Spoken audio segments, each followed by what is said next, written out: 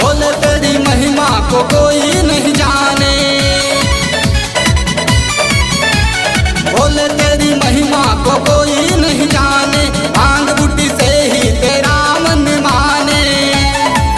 तेरा खेल है जग से निराला, काला काला। तेरा नाम है डमरू वाला, तेरा नाम है डमरू वाला।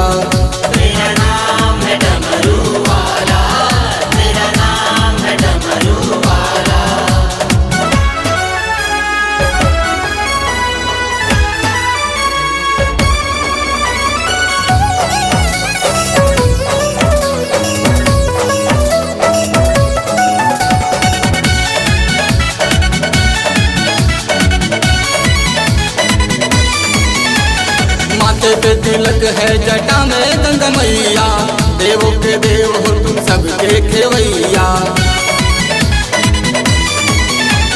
माथे पे तिलक है जटा में गंगा मैया, देवों के देव हो तुम सबके खेवैया।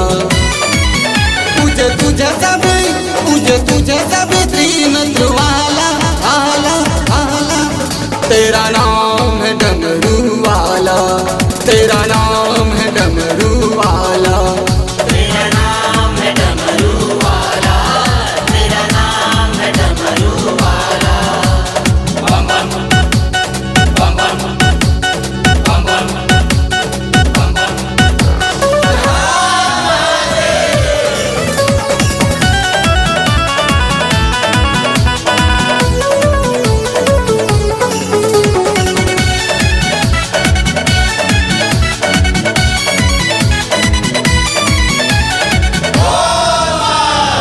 में त्रिशूल गले सर्पों की माला, मंथन में पिया तूने किसका प्याला। हाथ में त्रिशूल गले सर्पों की माला, मंथन में पिया तूने किसका प्याला।